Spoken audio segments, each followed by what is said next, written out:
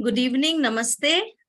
So today we will do the chapter 2 of the book Theosophy Explained, which is God and the Solar System. And the same speaker, Sister Swasti Shikha Mahapatra. She's the secretary of Pythagoras Youth Lodge. She has already taken up previous chapters. So I don't think we need to do a long introduction for her. However, we will start with our own format. We will do the universal invocation. Then I will briefly tell about the speaker, and then we'll go through the study. O hidden life, vibrant in every atom.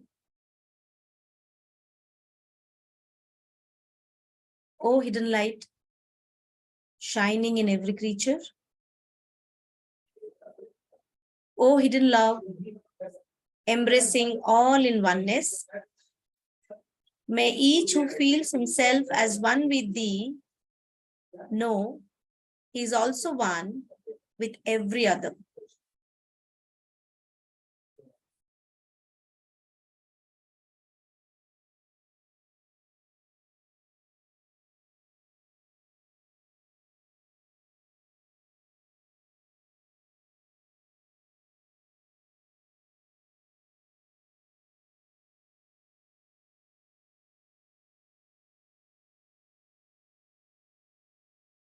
Okay, come back. So as I said, Swasti Shikha is going to conduct the chapter 2 again. This is chapter 2, part 2. People who have joined for the first time and who do not know about Swasti Shikha, she is the secretary of Pythagoras Youth Lodge. She's a member of the TS since 2009. By profession, she is a banker in the Bank of Maharashtra at Bangalore. While she studied BTech engineering, she's an engineering graduate, but she started working in a bank and currently as a manager in Maharashtra, Bank of Maharashtra, Bangalore. She has spoken in many youth forums and other talks also in the Indian section.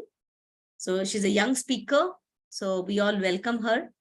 And let us continue with the chapter 2, part 2. Over to you, Swasti Shikha. Thank you. Thank you. So now I'm sharing the screen before starting. Just a minute.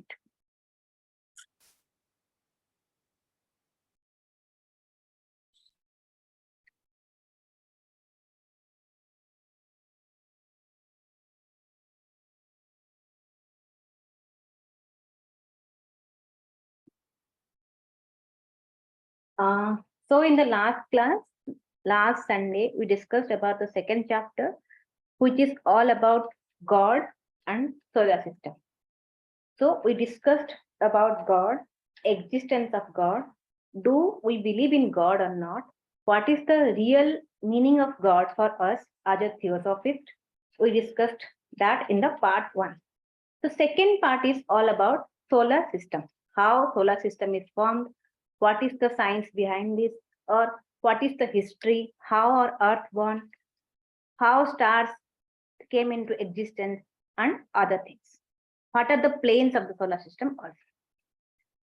So we will start the solar system. The first question, the very first question asked by the person to Mr. Pauri was, then does the one without a second build our solar system? He is asking one. In the last class, we discussed about one. One means one God, whom we call the unmanifested God, or who is present everywhere. We call him omnipresent, omnipotent, or who knows everything, who is eternal. That we call one. And there is no part of it. It's only one and there is no second. That we discussed is in the last class. So here, the questioner is asking whether our solar system is that it is developed or it is built from that one. Directly he is asking the question. So what is the answer is given? Like we have one unmanifested God. From the unmanifested God, when the unmanifested God is limited, or limited by some by surroundings, then it came as existence. It came to existence as manifested God. Or manifested means limited, or whom we call Purushottam or Supreme Spirit, whatever we call, whatever the terminology we have given.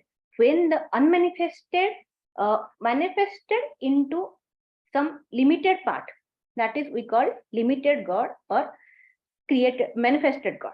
So from that manifested God, we or manifest part of that manifested God is extended himself, like a part of it is we call Trimurti or Trinity, or in Theosophy we call it Logos, three Logos we call. So from that unmanifested, manifested, then a part of it is Trimurti, or we call Brahma, Vishnu and Mahesh in our Hindu. Then we call Brahma the creator. Like that, we have given some terminology to them. In Christianity, they call it Trinity, or in Christianity, they call it, and in that Theosophy, we call it three Logos. Then what he is saying, that from this unmanifested came manifested, then manifested part of it is Trimurti or Trinity, then from Trinity, expression of life, it is cosmic Logos. From cosmic Logos, number of universes are there. From number of universes, each universe is containing so many number of the solar systems. Each solar system is controlled by one solar deity or God, or who for our solar system we call him Surya Dev, or we call him Surya. Then there are so many stars. Then in one solar system there are so many planets and sub-planets are there. So again he is saying, from this manifested part, there is one part, we call it root, that is spirit, and the other side we call it matter or the root matter. Then from that again manifested part it came, that we call animals, vegetables, minerals or human beings.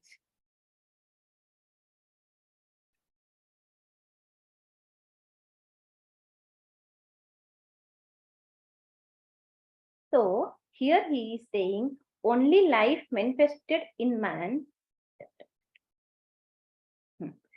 Here he is saying without the presence of that God, what we call God, life is not possible. That means it's not possible in humans, not possible in vegetable, animal, mineral, or even a grain of dust.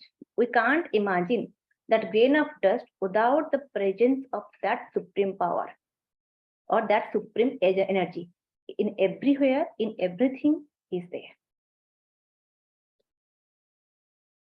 Total universe is a part of himself only.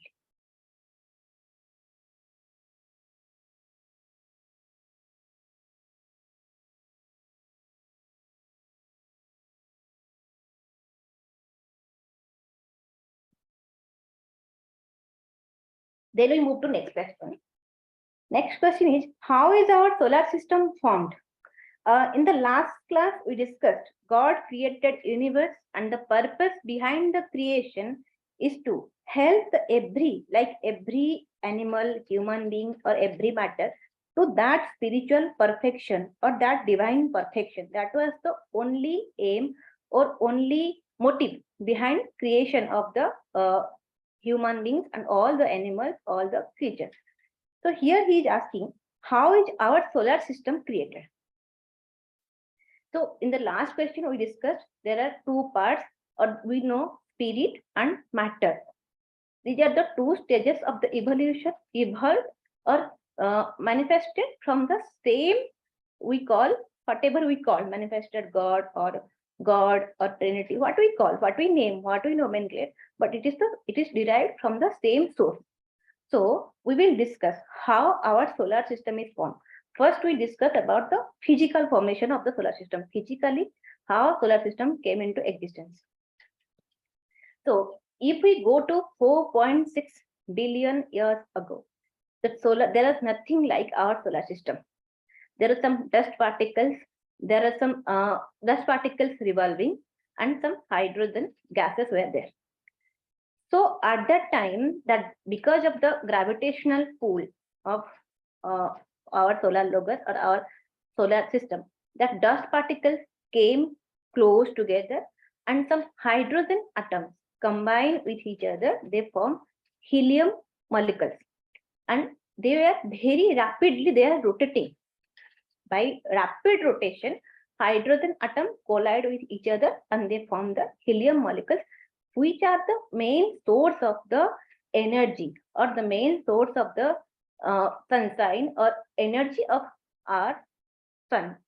And that dust particle and hydrogen, they are present at the center part, and it forms like a flat disk structure. Initially, it was like a flat disk structure that we called prostar, and later on, after the rapid reactions, that was termed as the nebula, and dust surrounds the that prostar where that energy we found. So dust surrounds that around that, and that we call nebula. I have a picture. We can see the structure of that. Just a minute.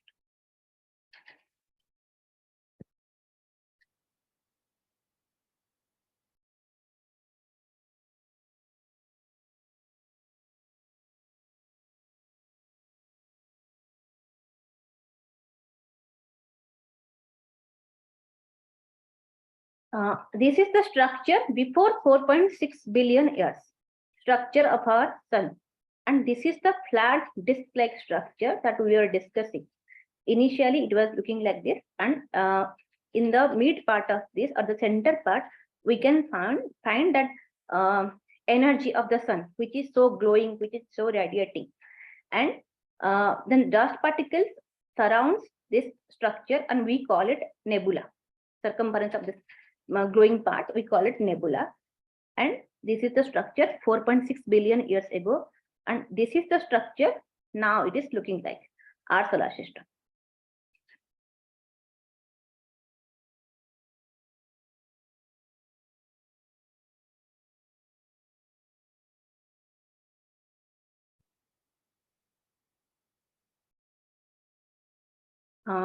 Then this was the physical formation. Physically, whatever scientist has done research, and based on that research, we conclude that the this is like a sun was born, or we can say thus our sun was originated in this by this chemical reactions. Just a minute. This is some data related to origin of the sun. There is 74% hydrogen we found in the sun, and 24% helium, and 2% of the other gases. So our Earth, 13 lakh Earths, if they will mix together, one sun is equal to 13 lakh Earth altogether. And one more interesting fact is that we like our Earth, Moon is rotating, then Earth is rotating around the orbit of the sun, but sun is also rotating in around the black holes of our Brahmanda, which we call universe. And it takes 22.5 crores of years to revolve around the black hole.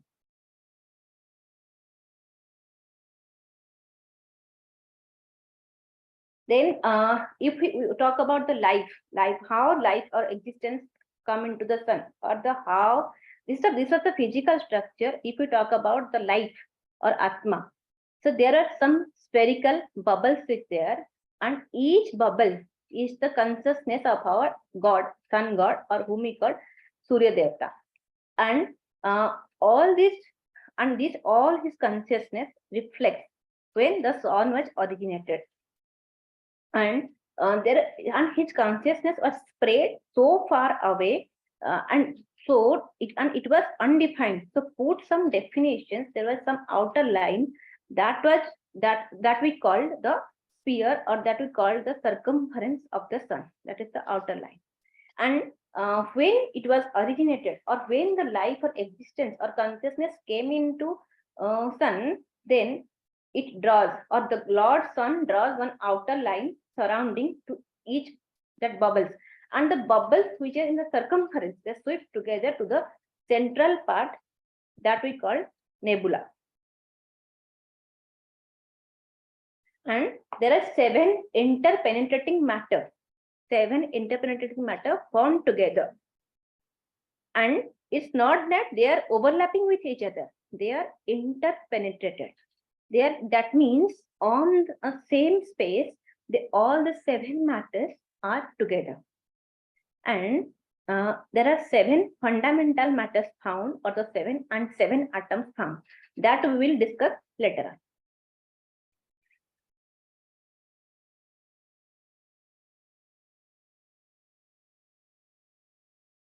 Then next question is asking, ordinarily we know of only 3 states of the matter: solid, liquid, and gaseous. Then what are these 7 kinds, and what do you mean by planes of nature? We discussed, no, there are 7 planes of nature in sun's life. So there he's asking what are those, and how you define by 7, how define the existence of the 7 matters. So in we read in science, or we know physically, that there are 3 forms like solid, liquid, and gaseous. But his answer is that it is only limited to the physical kind of matter, that to lower physical, that to grosser part. We call it grosser physical body. So it's not only limited to 3. In physical also there are 7 parts, and there are also other 6 planes above that we will discuss in the next slide.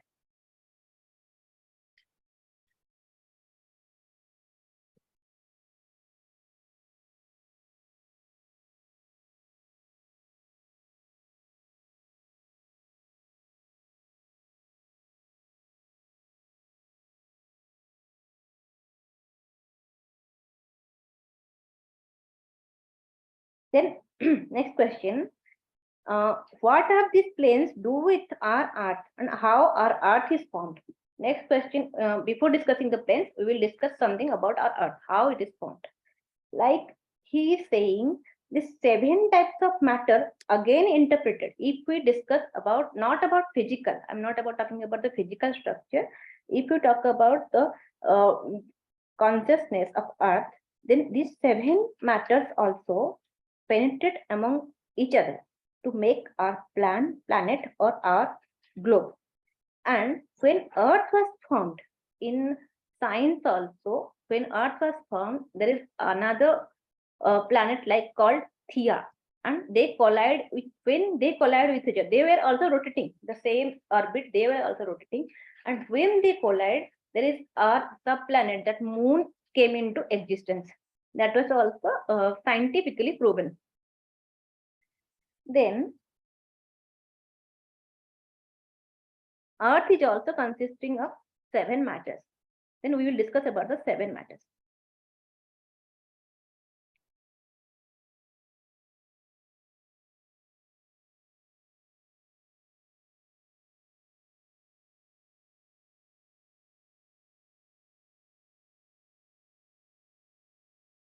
Here he is asking one question: how can different kind of matter occupy the same space without displacing one another? He is saying, if there is a pot is there, and if we place some water into it, then some water will come out. Like, this is the theory of displacement. If we put something in, the excess thing will definitely come out. So how these matters are penetrated amongst each other, so that nothing is coming outside, everything is inside only. So he is saying, he is giving an example of sponge. If we consider sponge, in sponge there is some solid part of it. Then if you put it in the liquid, there is some liquid, it is wet. And if we and gas is already, air is already present, but they are not occupying some different space. In the same space, solid, liquid, and gas all are present all together. So like that only, in the same space, every matter is penetrated amongst each other. And he is saying the grosser matter is taking less space as compared to our lighter matter. Next question he is asking, when or where are these different planes located on our earth? Where these are located? So he is saying the finer matters, those who are finer kind of matter, or they are spread far more and they are occupying more space. As we can take the example of the sponge. In sponge, the air is consisting of the maximum part as compared to the solid, and liquid is more than as compared to solid. So he is saying the finer matter or the finer things occupy more space than the denser things or the denser matter. Now we will discuss how the seven planes or how they are interpreting among each other, interpenetrated. Sorry.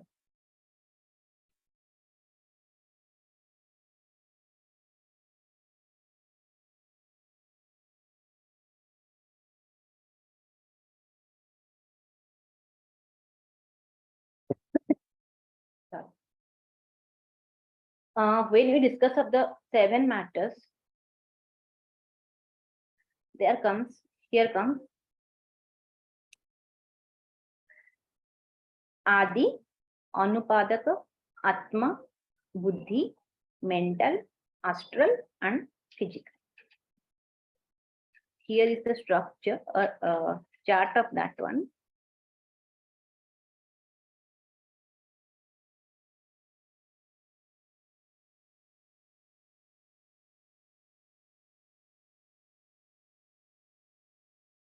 We call Adi and Maha Paranirvanic, then Paranirvanic, then Atmic.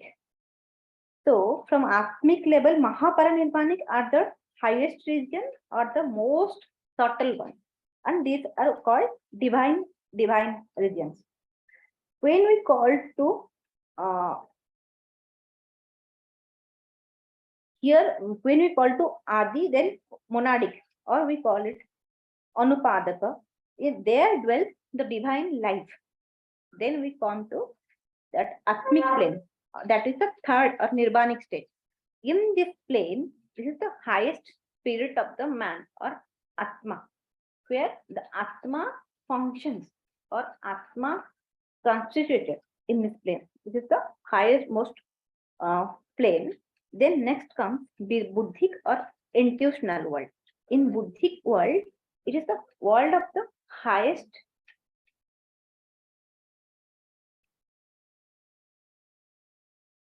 it is the highest of the intuition, then called manasic or mental state. Mental also, it is divided into two parts. One is Arupaloko and one is Rupaloko.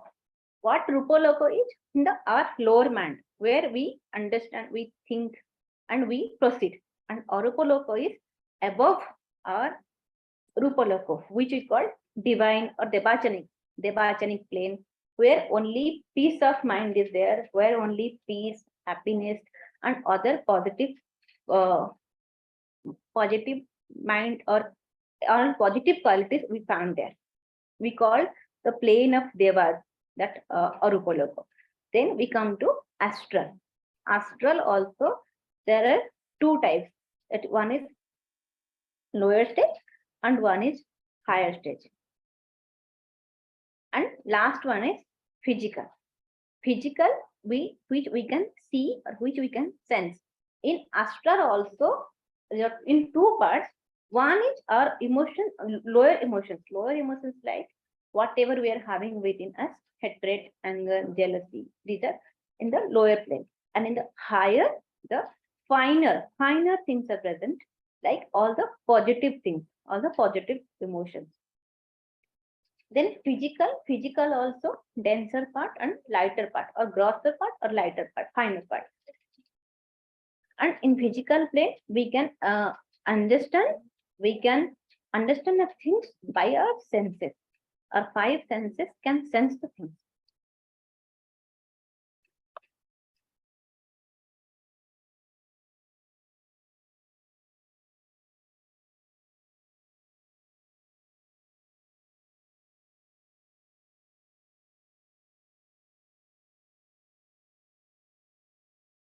Then are the different worlds of the planes as well as subplanes composed of the different kinds of matter. Then the questioner is asking, other planes, all the planes are composing of the same matter or they are composing of the different matter. Here he is saying any type of matter is formed out of the grosser matter, while next above the matter which all interpenetrating worlds are built essentially is the same, differently arranged and different degree of density. He is saying outer like grosser matter, then finer matters are there, but grosser matter is occupying less space, but finer matters occupying more space, and they are interpenetrating. They are within same space. They are not they are not excluded. They are not one above another. They are not like onion. He's saying it's not like the cover of the onion. One, if you peel up one cover, another will come. It's not like that. It is like sponge. Everything is within itself only. Then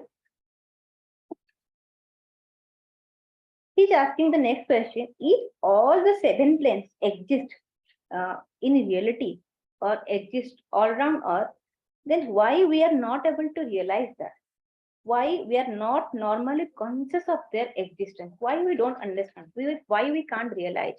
Generally, this happens. No, we are already reading that we are having solar system is having all the source of energy. Sun is having all source of energy. Everything is surrounding us only. We are surrounding we are having everything within ourselves only. But we are only able to see that physical things. That too, not all the physical things. Very less amount of physical things we are able to identify. We are able to recognize. So he is saying, what is the reason behind it that we are not able to see, we are not able to realize all the things? If you are saying everything exists, then why we are not able to realize? He is saying there are so many reasons behind this. Because first thing is, we are limited by our 5 senses. Whatever there, as per our sense, we are able to realize as we are seeing it by our physical form or physical existence. Physical existence.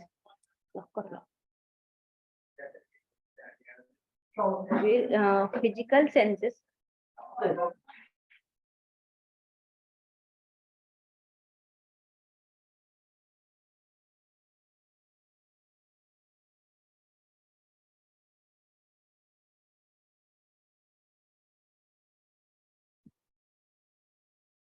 So sorry for the interruption.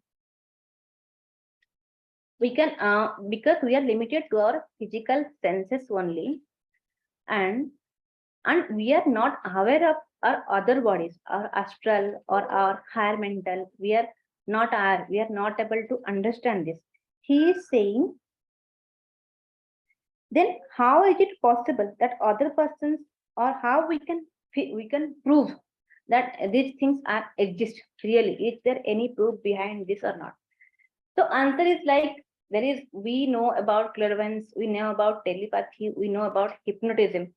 And most important thing is, when we are in sleep, when we are sleeping, we are going out of we are not able to, what we are not able to see by our eyes, or what we are not able to understand by our physical eyes, we are able to understand the same thing. We are able to identify, and we are going to any part, seeing anything which is beyond the limitation of our physical eye. That is also one source where we can understand something except our physical existence.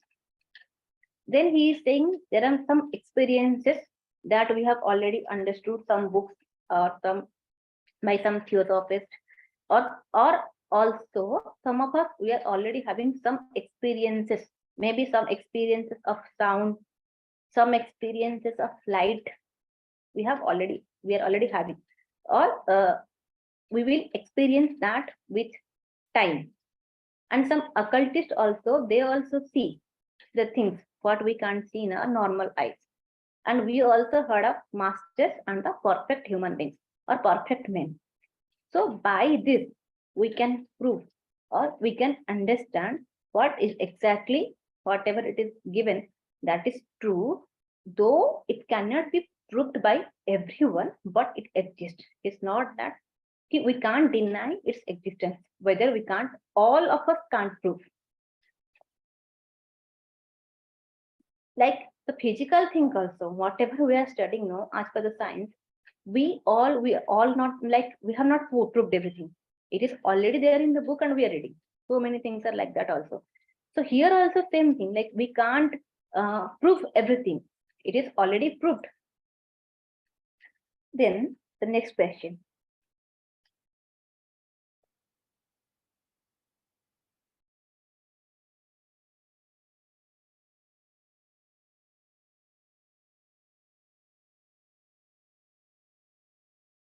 Next question is, I understand that the world we live is not one world, but 7 interpenetrating worlds all together of finer and finer matter, all occupying the same space.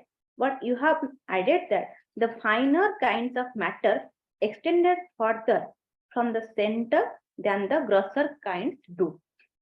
Then, how far does the matter of the subtle world extend? His question is, you have already we have discussed, like the world where we are living is not a single world, it's the penetration of the 7 worlds. They are penetrating and but occupying the same space. So he is saying, if you are saying so, then where the finest matter, where it is extended up to, then how does the matter, subtle matter, extend? His answer is like that. The matter of the astral world stretches to a little less than means distance of the moon. This astral, where the astral matter is there, no, the physical matter of Earth and Moon are separate, but the astral matter is 239 kilometers, sorry, 239,000 miles apart, Earth and Sun, Moon. But he is saying the astral matter is stretches more closer. Like the astral matter of the moon is less distance as per the physical one. Astral world of the astral matter of our world, Earth, is little near to the moon, and the astral spheres touches each other when the moon is at point on its orbit nearest to the Earth. And mental world or the mental earth is larger sphere as compared to the astral, and higher planes we go. As per we go high, the finer or the more space it is occupying. Then the last question is, if these planes or the world cannot be ordinarily known to us, what have we have to do with them? So he is saying we can't understand, we can't see, because till now only science has proven that we have understood, we have experimented only part of the physical matter. So what about rest, and what we have to do, he's asking. So he is saying answers like that, we have regularly to come into the close contact with at least some of them at our present stage. But to understand, we must have to understand the constitution of the man explained in the next chapter. So again, we have to go to next chapter, chapter number 3, that which we will discuss in the next class. So thank you. That's all for today. If anyone wants to add something or modify something, then please go on. Thank you, Shikha. You may take out this slide sharing so that I can focus on you. Okay, good. So it was quite detailed. Good. So I think you made it very clear. The elements, components, talking about solar system, the connectivity, the sun rotating. I think, you made it very clear scientifically and very simply also. And you're going to conduct the chapter 3 or part 3? Actually, I have no clear idea. So your chapter 2 is over. Uncle may suggest that. The chapter 2 is over, right? Yeah. There's no part 3 to it. Okay, so I got a bit confused. Okay, so chapter 2 is okay, good. So anyone in the audience would like to add something, because it was a very short and sweet, crispy one. So we have some time to discuss. And anyone who has done a thorough study, anything related to solar system, and have any pertinent points to add on, you may go ahead. Or any question also, you can put it in the chat so that me and Swastika could read it together, and then we will take up the questions. And hello, I don't see any question or any comments. So what would you suggest, Swastika? Do you have something to showcase? Any picture, any other interpretation you did? Or while you were, let us look at it this way. While you were studying this book, while you were preparing this talk, what was the core thing that came to your mind? What was the very thing that was, coming to your mind while you're preparing the talk? So as a young speaker, or as a young reader, how did you approach this book? Let us hear out that. Actually, when we look at our lives, no, daily we are doing so many things. Like we are waking up, but we are not aware whether God is there or not, whether sun is there or not. We know it's there, but like we have never spare a minute to think about it. We have time. We are saying, I am also saying the same. We are running out of time. We don't have time to do anything. We are so busy. We are having so many works. But when sometimes when I see, no, my works are not that much. What I'm saying, when I realize, like the things that I'm doing in half an hour, I can do it in 20 minutes. I can spare 5 minutes for myself, and I can think of what sun is actually. Actually, yesterday I went through one video how sun came into existence in YouTube, and it was so beautiful. I have never thought. I look at sun so many times, but I have never thought like, oh, is that the process? How hydrogen atoms collide? Simple physical thing. I don't know about the consciousness. It's like very vast. If we look into the small physical things also, when hydrogen atoms are coming so far, and helium, they're colliding with each other to form the helium, and which is the source of energy. And we are seeing that sun after 10 lakhs years. Like it's so beautiful, no? We have never thought of these things. So these things, when I read about God, like the same way also, like we are limiting our thoughts. Like God is like this, God is like that. So many superstitions are there inside. So when we read, when we understand, or when we see even small things, our mindset changes. That's really true. It is applicable to any study, any topic, any theme. So getting into the deeper aspect of it, we would learn more. And I think nobody else will do it for us. We ourselves have to do it. Yeah. And idleness, no, that idleness that was there inside. When I am doing a work, I don't have to read something, then I was doing it for half an hour, and I am sleeping for half an hour.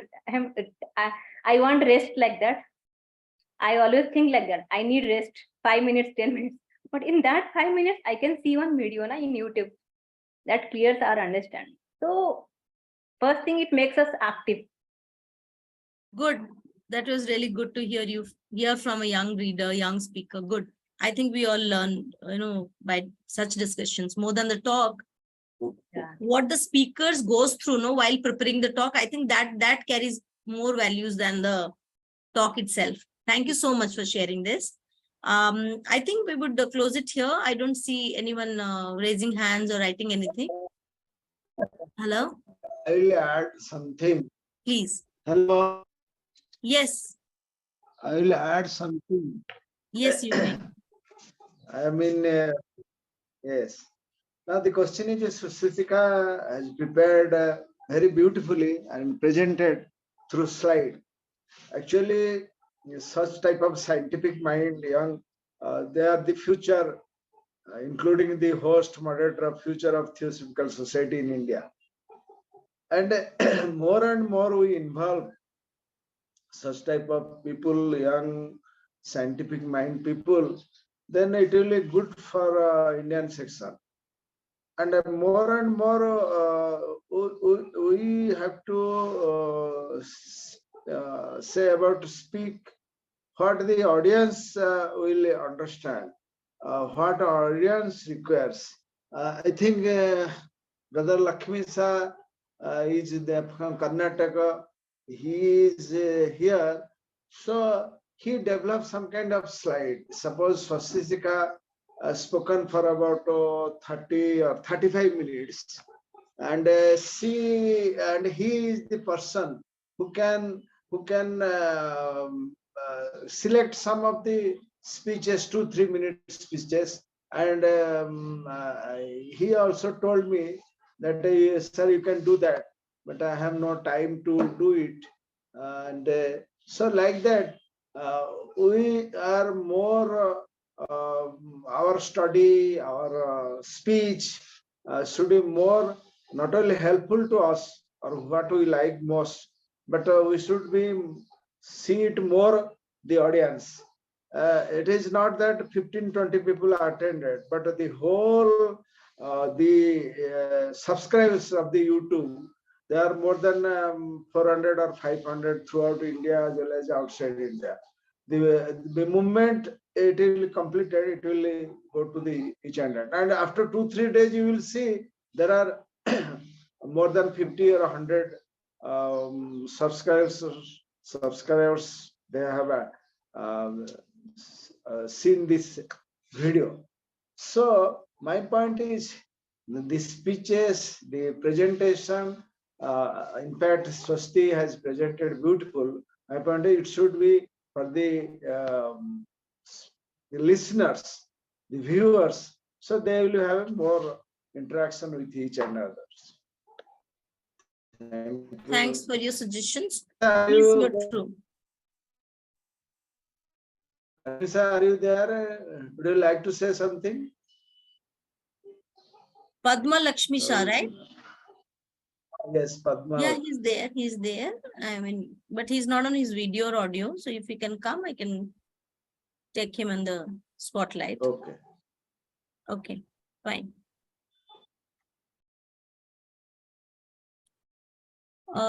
Okay, so we will end this here.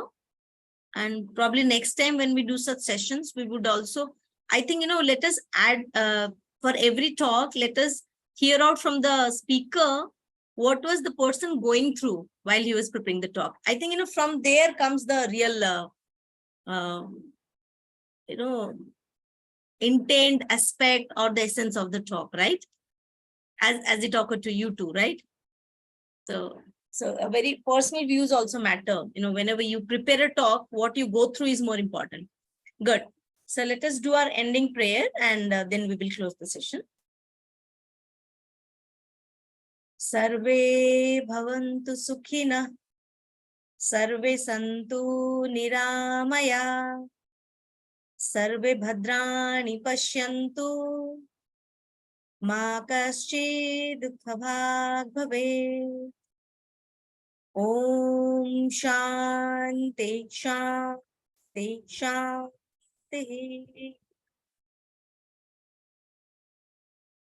Thank you all. We are closing the session. Thanks.